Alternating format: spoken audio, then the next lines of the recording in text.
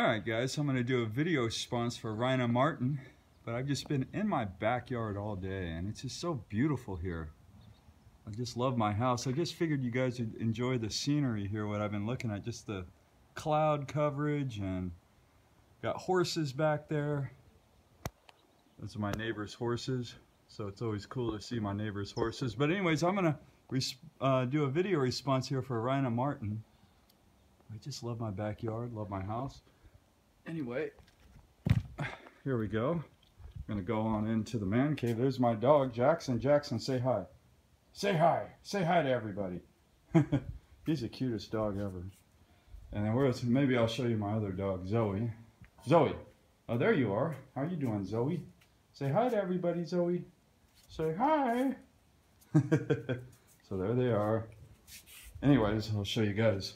Do a little response for Reina Martin. My messy living room. So here we go, back into the old man cave. And so what got me started into collecting? And it's kind of a long story, but I'll make it short. When I was a kid, my grandma has saved my dad's baseball cards. And these were like originally in a shoebox with rubber bands, and I didn't have the complete set then. I since then finished the set, but I just loved looking through my dad's baseball cards. And one of my favorites, and that's his childhood Willie Mays card. But yeah, the 59 set, my dad had a bunch of 60s tops as well. So I remember looking through these when I was a real little kid. And then in 1978, there was a stop and go like convenience store. And my dad used to buy me packs, and I remember buying packs of 78 tops. And I just really loved the cards, and I was into it. And he also, not only did he get baseball cards, but he got Star Wars cards and Battlestar Galactica cards. I remember enjoying all three of them, but the baseball cards were my favorite. And then I didn't really buy any baseball cards for a long time. I kind of lost interest. My dad, I guess he stopped buying me packs. But then, in 1983... this is my favorite set from my childhood, I started buying packs again, and I had an older friend, and I'll never forget his name. His name was David Jacobs. I was, I think, in 3rd grade, and he was in 5th grade. And this guy had like tons and boxes and boxes and boxes of baseball cards. And he got me buying packs, and I just loved it. And we both loved Ricky Henderson. And that was one of my favorite cards as a kid. Card number 2 from the 1983 Topps set. Those are the key rookie cards, which, funny story, I never pulled any of these 3 rookie cards as a kid, and if I did, I sold them or traded them away.